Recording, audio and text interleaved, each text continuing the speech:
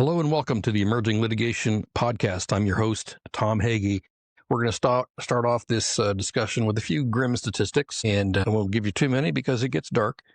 But according to the addictiongroup.org, 9% of full-time U.S. workers meet the criteria for substance abuse disorder annually. Look around you. Now, some industries, anybody who's worked in hotels or bars or general hospitality industry, things like that, in sectors like that, is much higher. It can be as high as 19% in some sectors. 40% of industrial workplace fatalities involve alcohol misuse. That's a ton. Did I just laugh at that? I didn't. I didn't mean to. It's one of those laughs you might do when you're uncomfortable. That was that kind of laugh. Estimated cost to employers, if you're going to put a number on it, $81 billion annually. It's a lot of billions. Still, the human impact, that's huge. According to the CDC, we still have a Centers for Disease Control. Last I checked, that was snarky and maybe a political comment. 46 million Americans above the age of 18 had a substance abuse disorder in 2022. 30 million of those were employed. That's a ton. Look around you, somebody you know. Let's see. Well, anyway, I won't go on. I could go on from there, but that's depressing, and there's no good segue. Let me think. No good segue. We're going to talk about this in the context of litigation and employer safety, workplace safety programs. So this is a balancing act between labor and employment and labor and employment law. How can employers have a safe environment, one that respects worker rights and deals with the fact that a lot of drugs that didn't used to be legal are legal? Things are also complicated in the workplace number of people now working from home or working in hybrid situations. Some companies are cutting way back on that. But still, there's a huge workforce that doesn't go into the office and isn't seen every day. So there is that, and that complicates things. And here to talk about that is Keya Denner. He's a senior labor and employment litigator at Constangy, Brooks, Smith, and Prophete. He's going to talk about the practical and legal considerations around building a legally defensible safety program in the workplace, one that reduces accidents, protects workers, and respects their rights. He's a seasoned litigator. He's been at it for over 20 years. He also co-chairs the firm's Cannabis and Employee Substance Abuse Practice Group. And it may come out, too, that Keya, under the name Kevin, was a child actor. He actually appeared in some TV series, got to meet a lot of famous people, including one of my heroes, David Letterman. There was an old running gag by Chris Elliott, who was the son of Bob Elliott, for those of you who know Bob and Ray. And if you do, you're quite old. Anyway, it was called Panicky Guy. And he made an appearance on there, I believe, as Panicky Guy's I don't know. I don't have it straight. But anyway, he was on there. Christmas with Letterman. I think he was, maybe he played Letterman's son. I got to get this straight. So there you go. Lawyers doing surprising things that you never thought possible or probable. So that's it. Here's my interview with Keya Denner. Hope you enjoy it. Keya Denner, thank you very much for joining me today. Now we're going to talk about a pretty hot topic. I've introduced you as a senior labor and employment litigator at Constangy, Brooks, Smith, and Prophete. And we're going to talk about a pretty important issue in the world of employment, and that is what employers can do and employees can do in the world where they are taking medications or illicit drugs. But let's talk about that. Some of the statistics I pulled up, one from the CDC said that recently said that 46 million Americans above the age of 18 had a substance use disorder. That was as of 2022. 30 million of those were employed. That's a huge part of the workforce. There are others, the Addiction Group, addictiongroup.org. 9% of full-time U.S. workers met criteria for a substance use disorder annually. 40% of industrial workplace fatalities involve alcohol misuse. So anyway, the statistics go on and on. Obviously, we all know that's a problem. We all know somebody who's had a problem with it. So I just wanted to use that as kind of a backdrop I don't know if there's anything you want to respond Yeah, to in those stats first. no, I think that they're really eye-opening. I'm not shocked or surprised necessarily. I've been kind of, one of my niche areas for probably 8 or 9 years now has been specifically, the rise of cannabis Hmm. laws in the states across the country. I think the last time you and I talked on your podcast, we for focusing more in on, marijuana specifically. But that first statistic you gave about the substance abuse disorder, I mean, um, I think a couple things. Like I said, I'm not shocked, right? Because we have Hmm. states that are legalizing it, but also I think that stats are interesting because we're just measuring things now that maybe we hadn't been measuring 10 years ago or 15 True. years ago, right? Yep. So, yeah, that just kind of popped out to me. I think that's been happening, especially when you also look at this administration right now with this kind of this ambient noise around moving cannabis from Schedule 1 to Schedule 3. And those statistics just kind of reminded me of some of the arguments you're hearing now in the last couple months from kind of the pushback, Hmm. right? From the sheriff's associations and from, the law enforcement types and from the people who have been kind of on the quote unquote the right, and in all these states, like my state, for example, New Jersey, we've heard this. I mean, you've kind of heard it. It's just they've been drowned out by the folks who are, wanting to legalize the industry.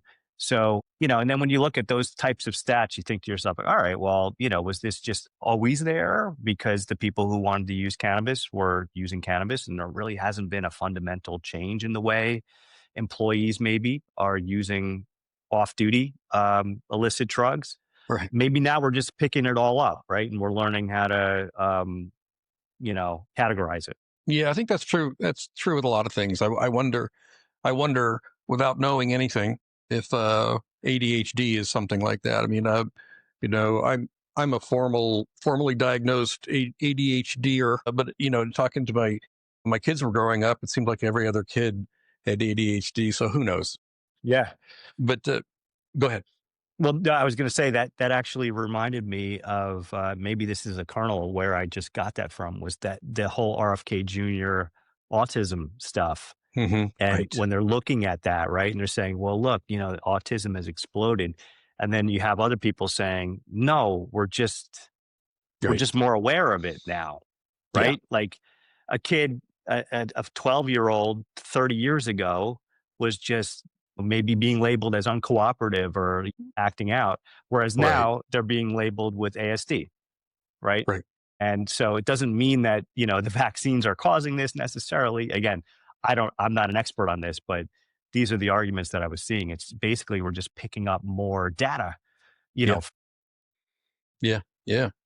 Well, yeah, that's for sure. And autism is also quite an industry. Both of my daughters work with children with autism, kind of helping them through schools and stuff like that. But yeah, marijuana is according to there was another statistic here from the National Drug Free Workplace Alliance. 4.6 positivity rate among U.S. non-safety sensitive workforce, the highest since 2001.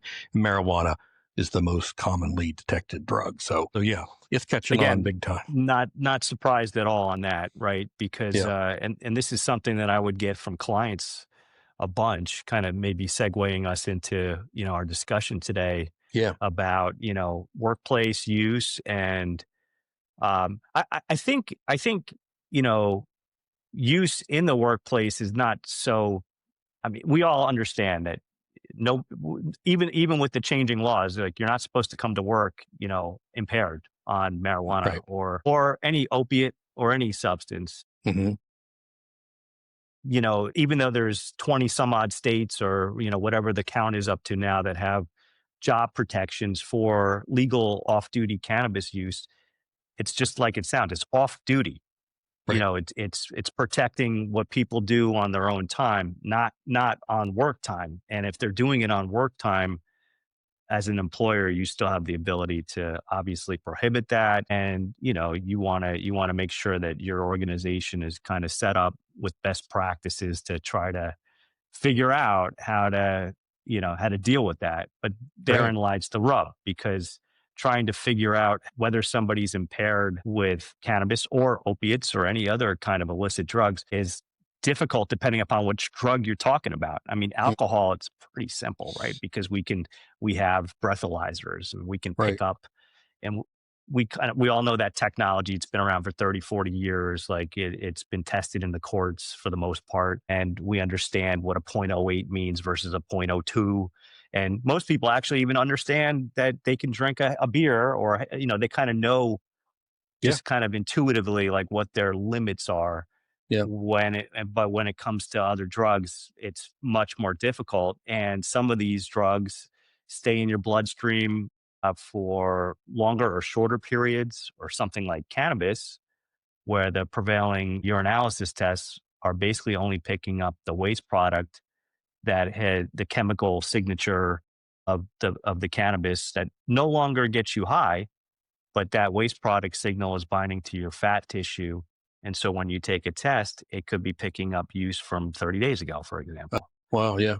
Yeah. So it's Okay. not going to show that they were impaired at work. It's just going to show that that person used cannabis within some time between 10 minutes ago and, 40 days ago. Wow. Okay. So it's hard. Yeah, it is. So let's talk about managing in the workplace. So what are the main workplace risks or behaviors that typically will tell an employer we need to intervene, we need to evaluate this employee? Yeah. And I think that this kind of goes to what we were just talking about a little bit in terms of off-duty use versus duty. Your question there is kind of, that's reasonable suspicion, right? That's like, hey, what can we see as managers, as an employer? What are we looking at? And I would say in terms of drug use, in terms of opiate use or cannabis use, it's generally going to fall into work performance. You got a pattern of bad work habits or work performance. Maybe you'll have a work related accident that was human error, and or not following proper OSHA procedures or safety procedures or operating procedures for, let's say you have a high-low or a forklift. And it's kind of like, well, why did that happen? Like Right. that was clear, like operator error on that. Hmm. Or sometimes you're just going to have people coming forward and saying, "Hey, I think that guy is, Yeah. on something. I smell something." Um, and the smell note, I just have to say, that's a lot harder too nowadays for cannabis, because maybe 20 years ago, I mean, most people know what a joint smells like. I mean, Right. it's very distinctive and pungent. And Hmm. nowadays you have all kinds of delivery methods. You have gummies, you have vape pens that, maybe there's a slight odor, but it's not that same Right. odor of burning, dry weight cannabis. So, that's going to be a little bit, but again, to answer your question, it's basically like, do they have some kind of work performance issue, some Right. pattern? Are you looking at a work accident? Or is there some other evidence out there that the person has used on the job? Right. Yeah. So the employers are trying to balance. So you want a safe work environment. You don't want people, injuring themselves or someone else. And then you've got their privacy issues too. So talk about that balance. Yeah. So, look, privacy is certainly important. When I think workplace privacy, in the counseling work I do, generally, kind of falls into two buckets in my mind. One is relates to something we talked about 4 minutes ago, which is these off-duty, people who want to use drugs on their own time. And so I'll use as an example New York. So the way New York dealt with recreational cannabis when they passed that law, I think it was 2021, if I remember correctly. They just amended a statute they had on the books, which was prohibiting employers from taking adverse employment action based on lawful off-duty conduct. Several states have these types of statutes, and they're not limited to drugs. Some say political activity. If you look back at the legislative history, it goes back to like smoking cigarettes or like going to a bar or something like Hmm. that, right? And so what New York did is they just added cannabis use into their existing Yep. statute. Just And they plugged it just in. said, when I think privacy, that's one way to think about it. It's like what you do on your Saturday night shouldn't like affect your, what you're doing Monday morning in the workplace. And I think that can be a little challenging depending upon, who the employer is too. Cause I got to say, I mean, I represent, my firm is based in Atlanta. We're all over the country, but, we have a lot of clients in the Southeast. And when I talk to those clients, a lot of times they'll say things like, okay, I understand what you're telling me. Like this person can do what they want to do on a Saturday night, but doesn't that affect them when they, 2 or 3 days later? Or maybe they're like, I don't know if it affects them. You tell me. Right. Hmm. And that's usually when I have to say, well, okay, I don't know actually if it does affect them. But all I know is this is what the law says. You're not supposed to be using that necessarily against them. Right. And I would also say in court, if you're going to get into a battle of the experts, I actually had one of my partners was consulting me about a New Jersey case where they wanted to get an expert in there to say that because this person's cannabis reading on their urinalysis results was so high that 3 or 4 days later, they were still going to be, impacted at work. Hmm. And I said, I don't think Yeah. you got to grill that expert because if he's telling you he's going to get you that evidence that's going to be admissible, in your case, I highly doubt it.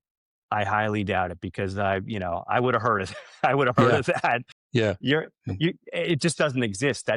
You're not going to get somebody to scientifically say that somebody's cannabis use 3 or 4 days ago is going to, impact. I Right. mean, think about it with alcohol, right? You have a fun night, you're out on a Saturday night, maybe the next day you're hungover a little bit, Right. but by Monday, you know, Yeah.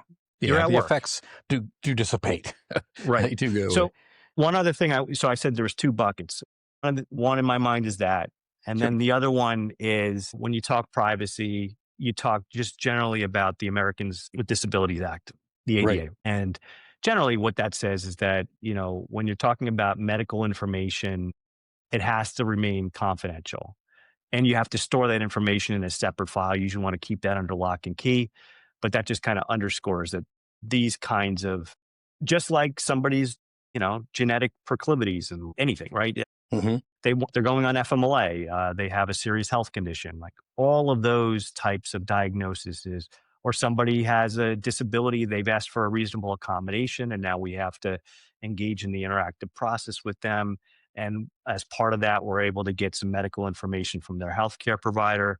We want to keep all of that information private for the most part. Do people need to understand that this person is entitled to an accommodation and what it is? Of course. Right. Managers and supervisors will need to know that. Do other employees, coworkers need to know all those details? No.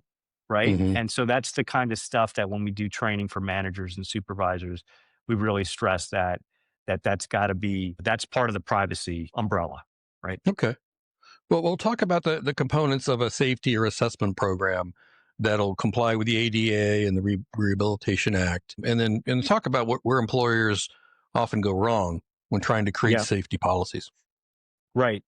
So, I think when you talk about safety policies, that's a pretty big, again, to use the umbrella analogy. It's, there's a lot going on there. That could be a lot of different things. It could be OSHA type considerations, generally duty to keep the workplace safe. I think in the context of what we're talking about today, we'll go back to these disability related inquiries or medical exams, which those are two terms of art under the ADA, right? The ADA basically puts some limits on what employers can do when they either want to ask somebody to submit to an exam or they want to ask them about their health conditions.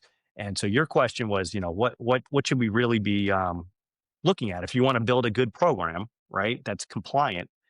So um, this is just ADA basics. When you're talking about medical inquiries, it kind of breaks it down into 3 stages, right? And they say first stage, which is, prior to giving somebody, this is an applicant, a job applicant, prior to making them an offer, you basically can't ask anything about their disabilities Hmm. or, make those types of inquiries, even if it's related to, the job at that point. Now, once you make a conditional offer, now you're able to make those types of inquiries. You're even able to ask them to submit to a medical exam. The only caveat there is you have to make sure you're doing it for everybody. So everybody in that same category has to be subject to the same rules or requirements. Once the person becomes an employee, so once you've hired them, now the major constraint on medical examinations are, is that examination job related and consistent with business necessity? What does that mean? It basically means that the employer has to have some type of reasonable belief, and that's got to be based on objective evidence, that the employee will be unable to perform the essential job functions or would pose some type of direct threat because of their medical condition. So that's the standard. That's that's the standard when we're building out these programs and I'm working with employers like, hey, if you guys want to get into this stuff, you have to make sure. And it's basically, look, it's got to be job related, right? So you can't just ask people willy-nilly, submit to a medical exam. There's got to be some basis in what does this person do? Or, like I mentioned a few minutes ago, if they come forward and say, hey, I have this, I have ASD, right? Where we were talking about before, Hmm. I need something. I need a reasonable accommodation, essentially, right? They don't even have to use the words reasonable accommodation. They just have to come forward and say, I need something to help me do the job.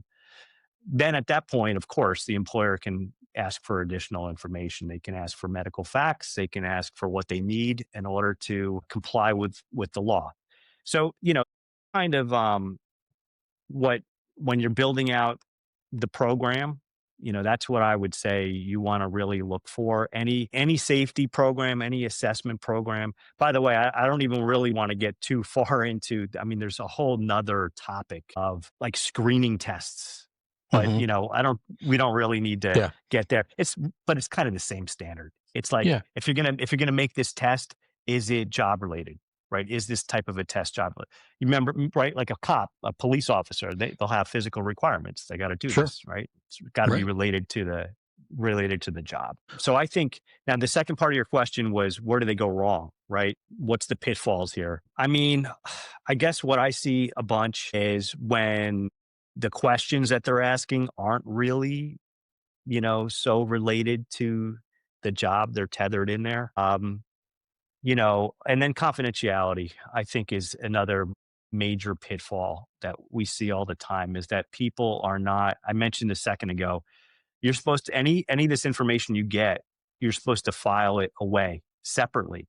You don't put that in with their job application. You don't keep that with their personnel file. You're supposed to put it into a separate medical file. And technically, you're supposed to keep that under lock and key. So, like, HR has Hmm. that. The supervisor, the person's boss, shouldn't have access to that. So that's another area where people, businesses and Interesting. employers can go wrong. Okay. We'll talk about documentation. We talk about accountability. What does that look like in practice for employers and employees, and how should things be documented? So when I train supervisors and managers on this, like documentation, I think I have a slide that just says documentation, documentation, documentation with explanation points, bold, highlighted, right? Hmm. It's like, and that's me as a litigator, right? Because Right. when I put my counselor hat on and I try to teach employers how to do it, I'm also thinking to myself, all right, well, if in a year from now I'm in court and I have to prove, that, for example, this was consistent with business necessity, or that this person actually could not do the essential job functions, even with whatever they were asking for. How do I know that? I mean, so it has to be documentation. Documentation is huge. And and training. I mean, those are the big things. I do training for some of my clients that I do tons of counseling work on this. They have me come in once a year and just meet with their managers for like a whole morning, sometimes even a whole day, and we just like walk through the issues, right? And you let it open. You have your supervisors ask questions, but they are the supervisors and the managers here. They're the front lines. They're the ones that a lot of times are getting the questions from the person who has, the disability, or the person who has the issue with drugs, or whatever it Right. might be. Like they need to know, they need to have that light bulb go off, and they need to understand that, this is the same thing with like sexual harassment. Like saying nothing is not really the option. And by Right. saying nothing as a supervisor, you're putting your own tail, Yeah, at yeah. risk. Yeah. And that's in my experience as a manager at a large corporation, they went from great lengths to make sure that we were all consistent in how we, as best we could, be consistent in how we handled these issues. Right. And how do you do that? You make sure that everybody, all the managers know what the policy is, and you all get trained on the same thing. And everybody understands, like, when this happens, this is what, you're supposed to do. Right. In the marijuana context, right? Like I give employers a reasonable suspicion checklist, and I train managers on it. Hey, if you think that that person is impaired at work, what should you do? All right, well, Mm-hmm. here, use the form. First of all, get somebody else, have two people make the observations, write it down, Right. document it. You got a video, save the video. Stuff, again, as a litigator, you're thinking, like, if I have to prove this down the road, like, what do I want to see? And then, take your observations, put it into form, email the form to HR, right? Now you have an email record of it. So those types of things. I mean, they seem common sense, but you'd be surprised how many times you get to the point where somebody's calling you saying, hey, we got to fire this person. I'm saying, all right, well, what does it look like? What do you got for me? And they got nothing. Yeah. No, I would not be surprised at all, having worked in companies. Right. So let's move on to the last couple of items here. Walk us through what proper fitness for duty process should look like. What is that, and what does it look like? Yeah. So this kind of dovetails a little bit with, the ADA discussion we were Mm-hmm. having. When we say fitness for duty, basically it's a medical inquiry, right? So it has to jive with the rules we talked about before. But a lot of times, as a term of art, a fitness for duty certification, it's going to be usually in the context of, for example, somebody who's been out on FMLA. So they've been out for their own health condition.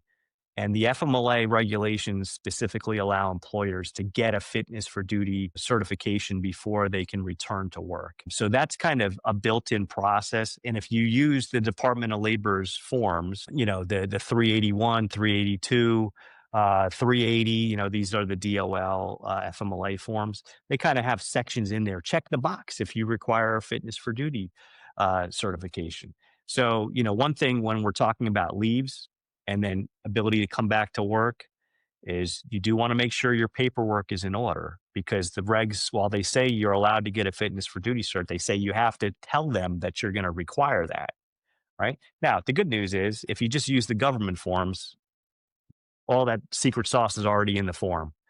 But if you don't use the government forms, then okay. The other time we see fitness for duty a lot is also with the ADA accommodations. It's kind of similar idea. Can this person do the essential job functions?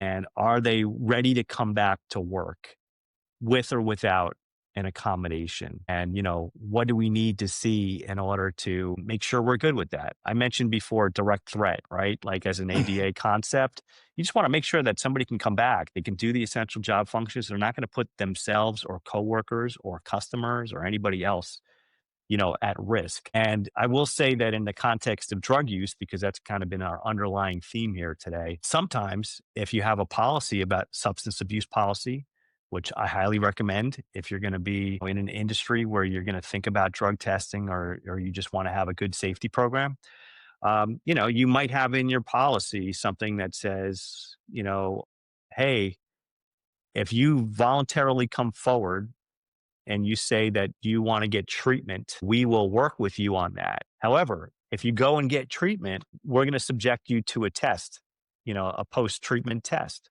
Right. You want to go to rehab? That's great. We love that. You're going to go to the rehab, and this is how we're going to do it. Some people call it a last chance agreement or whatever it is, right? It's going to have in there, when you're ready to come back, we're going to test you, and then we're going to periodically test you for the next year, just to make sure. And you're allowed to, for the most part, you're allowed to do that. Yeah. So, yeah. But so just to kind of tie this up, I know I've got limited time with you, but I just wanted to tie up, if I could do it, like, what are some of the common misconceptions that employers have and common misconceptions employees have and include in that legal drug use. Yeah. Yep. Because you talked about it. I mean, you can, just because you have a prescription for something doesn't mean you can come to work impaired. But talk about that. What are some of the misconceptions on both sides? Well, I think that's the big one. You just hit the nail on the head is with what does it mean when you say prescription medication? And I gotta be, I mean, look, this is my area of law, right? So I know, but even if I was a late, like if I read somebody's policy and it said prescription drug, but I happen to live in a state or a city that allows, you know, Right. legal cannabis, for example, or like, you know, I should say medical cannabis, right? Mm-hmm. So I have a doctor, basically, quote unquote, I have a prescription for cannabis. Mm-hmm. So how does that work? I mean, so when I read the policy, so one thing I will say again, make sure your policy is clear. So when we write policies and we talk about legal prescription use, I always make sure that I distinguish that from marijuana or medical cannabis use. And I Mm-hmm. make sure that the policy says, hey, by the way, when we talk about legal prescriptions, we're not necessarily talking about cannabis. This is how we're going to deal with cannabis. And then that's going to be based on wherever they are. So New Right. Yeah. Jersey, you're Because going you've to got have it. employers with employees all over. Right. And those are the most challenging, right? So when you have an employer that operates in 35 different states, so, I would say misconceptions on the employer side, number one misconception is that they can do this in a one size fits all manner. Right. Right. Yeah. That's a problem. Like you can't be thinking like that. And you'd be surprised. Some of the biggest employers in the country, I think most employers they understand now, but even a couple years ago, you still were having big employers, sophisticated employers who were basically just wanting to use their kind of like one size fits all Yeah. It's substance simple. abuse policy. Sure. And, I understand most employers would love to be able to do that. Nobody wants to have to hire a lawyer to do 35 different addenda to your No. handbook Well, or your you'd like that policy. very much. Well, hey, but that's just the reality. I mean, Yeah. until cannabis becomes, the federal law changes, and that's the only way it really can happen, right? Because you're going to have the supremacy clause, and then you're just dealing with it on one level. But it's not that now. Right now, it's just federalism. It's just every state Right. with their different approach. And therefore, if you are in 35 different states, you really have to make sure. Now, look, you're not going to have 35 different policies. You are going to have to go through, though, and pick out those 8 or 9 or 10 where you got to be Yeah. careful, danger, right? And then you have to figure out by the way, there's some states that forget about cannabis. They just say, if you're going to test people, if you're going to do drug tests, here's our laws and you have to follow these 20 different steps. Mm-hmm. So like Iowa, has that, right? So, and again, it's not really a cannabis issue. It's just like, if you wanted the drug test, this is how you're going to have to do it. So I would Sure. say that's a common pitfall or misconception, is that you can do this in a one size fits all. Going back to the prescription, the prescription thing, I think another problem sometimes that employers, kind of deal with is that they'll have a policy that, says, hey, you have to tell us all of your prescriptions.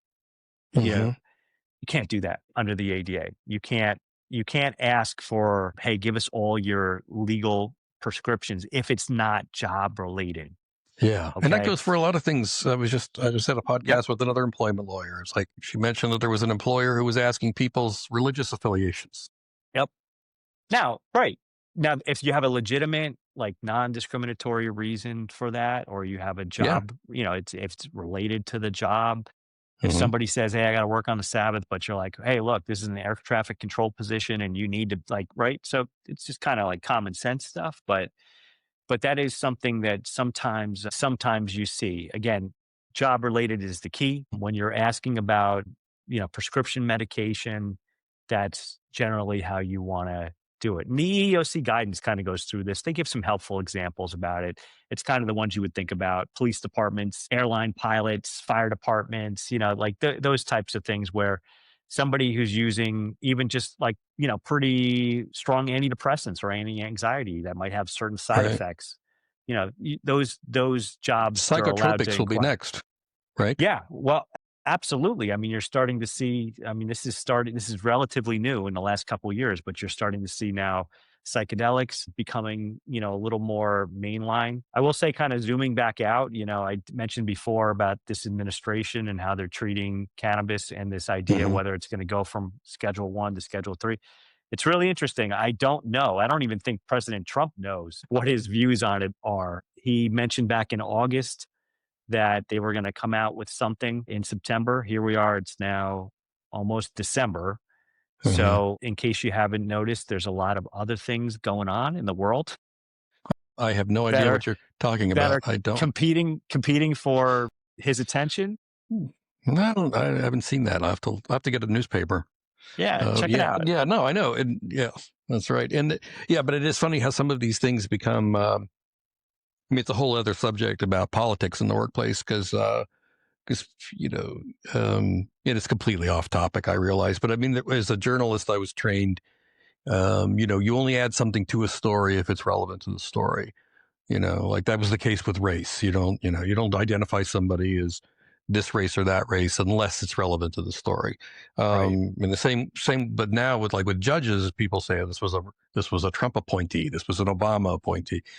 So things change quite a bit, and I do wonder.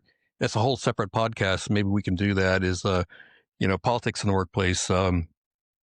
If people can look at your Facebook, you're going to look at my Facebook. You can see exactly where I stand. Oh, You don't want to hire me based absolutely. on that. Yeah. So Absolutely. Yeah, we that was a pretty hot topic back in 16 and 22. I mean, we were sure. getting, as employment lawyers, we were obviously so charged, and everyone's posting and everyone gets really, really invested and upset Hmm. about that. But, again, just kind of going back to the drug thing and illicit drugs, and I guess maybe even tying it back to what you started off our podcast with, these stats. I still think when it comes to politics and the way we are, regulating it, it's still way up in the air. I Hmm. mean, I think certain administrations, like within a year or two, they're flip flopping and changing. Hmm.